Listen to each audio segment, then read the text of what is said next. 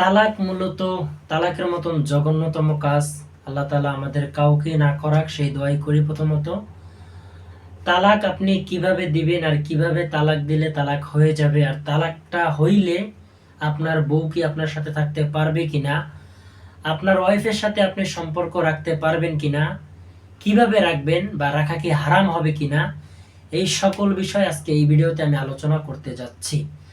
Viewers, প্রথমত তালাকে রাজেই, তালাকে কিনান, আরো অনেকগুলো তালাক রয়েছে। আমি প্রথমত আজকের এই ভিডিওতে দুইটা তালাকের বিষয় নিয়ে কথা বলবো। প্রথমত ইশারা ইঙ্গিতে যে কথাটা বলা হয় সেটাকে বলা হয় তালাকে কিনান।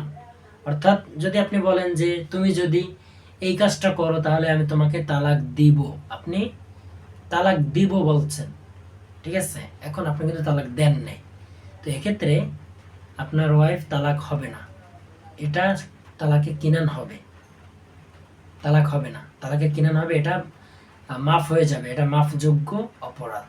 এরপরে আসেন 1 নম্বর তালাক। তালাকে রাজিই বলা হয়েছে, এক তালাক। যদি কোনো ব্যক্তি এক তালাক দিয়ে ফেলায় সেটাকে বলা হয় তালাকে রাজিই। এই তালাকে রাজিইটা এর কারণেও আপনার বিবাহ বিচ্ছেদ হবে না। এক তালাক রাজিই যে বিষয়টা, এক তালাক যে আপনি বললেন স্পষ্ট, এইটা দেওয়ার কারণে আপনার বিবাহ বিচ্ছেদ হবে না। কিন্তু এই এক তালাক দেওয়ার কারণে আপনাকে 3 মাস ইদ্যত পালন করতে হবে। 3 ঋতুস্রাব পর্যন্ত আপনাকে ইদ্যত পালন করতে হবে। এরপর পুনরায় আপনি আবার আপনার স্ত্রীর সঙ্গে শারীরিক কথাবার্তা বা কুশল বিনিময়ের মাধ্যমে আপনি আবার আপনার স্ত্রীকে আপনার আগের মতন করে বউ হিসেবে আপনি গ্রহণ করতে পারবেন, বা আপনি আগের মতন আপনার ওয়াইফের সাথে চলাফেরা করতে পারবেন। আবার এই যে ইদ্যত 3 মাস বললাম, এই 3 মাসের মধ্যেও কিন্তু আপনি আপনার ওয়াইফের সাথে দেখা সাক্ষাৎ করা, তারপর শারীরিক যে সমস্ত যা কিছু আছে সবকিছু এভরিথিং আপনি করতে পারবেন, এতে কোনো ক্ষতি নেই। কিন্তু বিষয় হচ্ছে এইটাই যে 3 মাস পর্যন্ত আপনাকে ইদ্যত পালন করতে হবে, এবং কি 3 মাস পর আপনি আবার আপনার ওয়াইফকে আগের মতন করে আপনি পেয়ে যাবেন।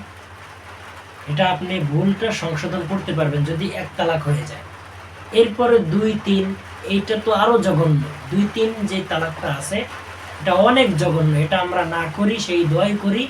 আর আল্লাহ তাআলা যেন আমাদেরকে এই 3টে পর্যন্ত না নেয়, এই 3টে পর্যন্ত যেন কোনো সংসার না ভাঙ্গে সেই দোয়া করি। ভিউয়ার্স, আশা করি সকলে বুঝতে পেরেছেন। প্রথমত আপনি যদি মুখোমুখি বলেন কোনো ধরনের স্পষ্টভাবে যে আমি তোমাকে তালাক দিয়ে দিব, এরকম যদি বলেন তাহলে এটাকে বলা হয় তালাকে গিনান।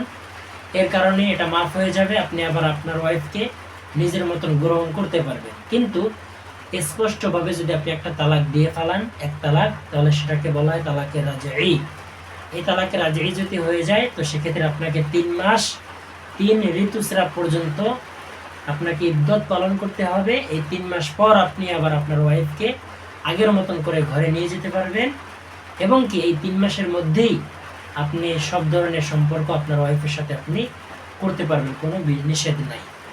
আশা করি সকলে বুঝতে পেরেছেন বিষয়গুলো।